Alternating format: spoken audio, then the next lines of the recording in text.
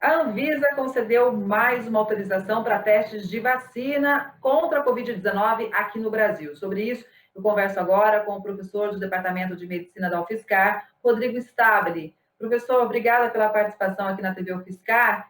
E a gente tem muitas dúvidas sobre as vacinas que estão em testes, né? E qual é a importância dessas fases de testes? Kelly, o prazer é meu estar falando aqui com você na TV UFSCar, e ainda mais nesse tema tão importante que é a vacinação, né? O Brasil teve a terceira licença para ensaio clínico de fase 3 de uma vacina da Pfizer com a BioNTech, né? E é muito importante que a gente explique quais são essas fases de etapas clínicas para se ter uma segurança vacinal. A triste notícia é que o Brasil ele é procurado para a fase 3 porque nós estamos numa rápida ascensão ainda de novos casos da doença da Covid-19 no país. E por isso que o Brasil ele é procurado, assim como os Estados Unidos, para se testar vacinas em fase 3.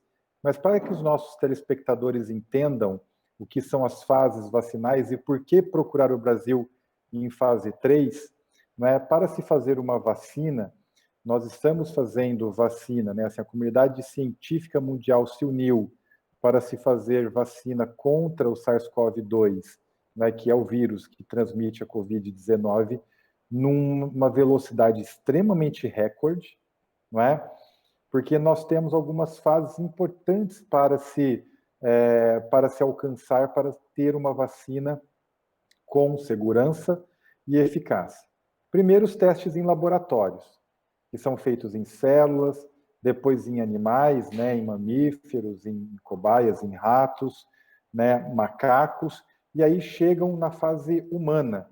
Nessa fase humana, nós chamamos de ensaios clínicos. Esses ensaios clínicos, eles são divididos em 3 fases. A fase 1, ela é testada em humanos sadios, adultos, jovens, sadios, né? Ou seja, ela não é testada em quem está doente da doença ou não. Essa é um teste que você faz com poucas pessoas, né, cerca de 20 a 100 pessoas, né, para ver se essa vacina tem segurança. Ou seja, será que eu posso aplicar essa dose que eu estou pensando que vai me proteger, né, e não vai me causar nenhuma letalidade, nenhum efeito adverso? Então, esta é a fase 1. Então, em indivíduos saudáveis. Depois que você faz essa pesquisa de 20 a 100 indivíduos, e aí você vê que a vacina ela pode ser aplicada, né, nas pessoas com esta segurança, você passa para a fase 2, que aí você usa de 200 a 500 indivíduos, aí sim, indivíduos doentes e não doentes, para ver se a vacina ela causa o efeito que toda vacina boa causa, que é a imunogenicidade. Ou seja, ela estimular o nosso sistema imunológico a acordar. Será que ele acorda? Isso é fase 2. Ainda é testado nas pessoas que estão doentes se essa vacina não causa letalidade, não é? E se ela acorda, na verdade, o sistema imunológico. E aí nós vamos para a fase 3. A fase 3 ela é importante porque aí nós vamos testar numa ampla diversidade da população, não é? É interessante que você teste para mais de 30 mil pessoas, e aí nós vamos ver, né, se ela é eficaz e segura, ou seja, se ela está de fato protegendo a população. Então, nós temos 3 vacinas atualmente no Brasil, né, que foram liberadas para esse teste de fase 3. O Brasil aprovou os testes já com uma vacina britânica, agora recentemente, né, com a Coronavac da China e também com uma outra vacina que é a americana em parceria com a Alemanha. O que a gente já sabe, né, dessas vacinas? Essas 3 vacinas que serão testadas no Brasil, elas possuem 3 tecnologias completamente diferentes. A Coronavac, que é a vacina que será testada pelo Butantan e posteriormente transferida a sua tecnologia, ela é feita no laboratório chinês, não é? E ela é feita a partir de vírus inativado, ou seja, A pessoa que receber essa vacina, ela receberá uma carga de vírus morto, né? Vírus que está morto, que não tem a capacidade de desenvolver a doença no indivíduo. Então, isso é uma maneira mais antiga de se fazer a vacina, né? Então, antes se fazia vacinas apenas desta maneira, né? Você matava o agente infeccioso e testava se ele mesmo morto conseguiria acordar o nosso sistema imunológico e nos proteger, então, formando os anticorpos e as células de memória necessárias para que a gente possa, depois, no contato do vírus ativo, né, fazer, então, esse ataque celular e também essa resposta imunológica, né, através da produção das famosas imunoglobulinas contra aquele vírus, fazendo com que a pessoa, se tiver sintomas, tenha sintomas muito leves, ou ela nem tenha sintomas, porque essa vacina já fez o papel dela. A vacina da AstraZeneca, junto com a Fiocruz e Oxford, ela possui uma tecnologia, ela é a que é a mais tecnológica, não é? Porque ela pega um vírus diferente, que é o adenovírus, que é um vírus que não infecta o humano, ou seja, ele não tem, ele é seguro para o ser humano, ele é um vírus que causa gripe leves em macaco, e põe uma proteína, que é a proteína importante do coronavírus, para que ele possa entrar na célula hospedeira humana e se reproduzir, que ela é chamada de proteína spike.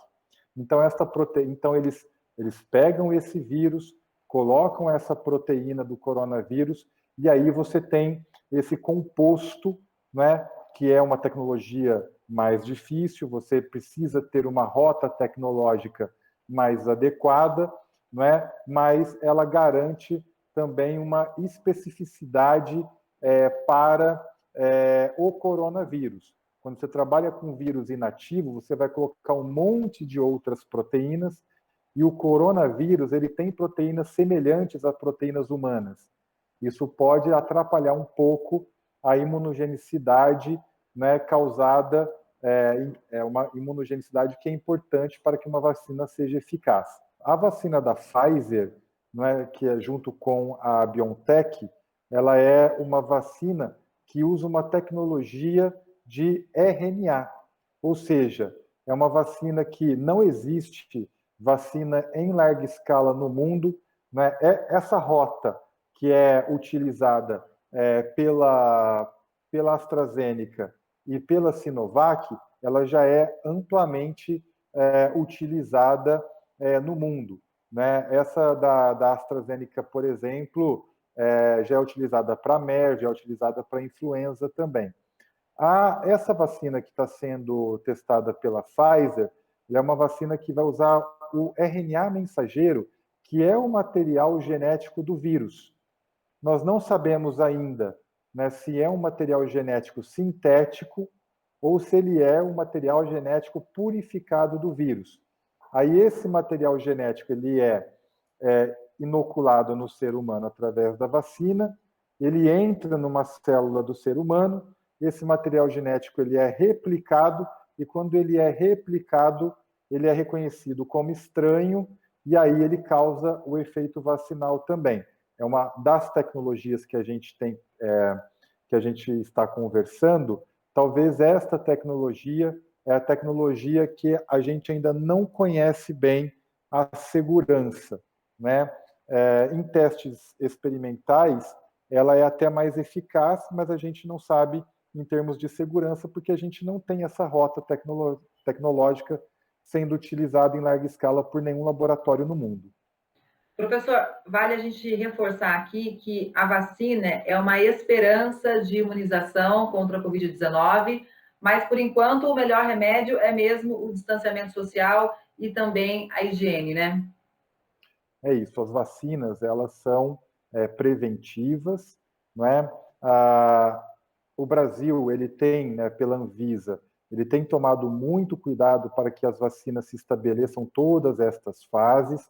É importante dizer que mesmo a gente tendo a melhor vacina do mundo, a gente ainda não sabe quando ela será disponível, né, para a população brasileira, quando ela estará disponibilizada, e por isso que a maneira mais eficaz de se combater o coronavírus é através do distanciamento físico, fazendo o seu isolamento social e também praticando a nossa higiene, não é? Que é lavar as mãos sempre que puder.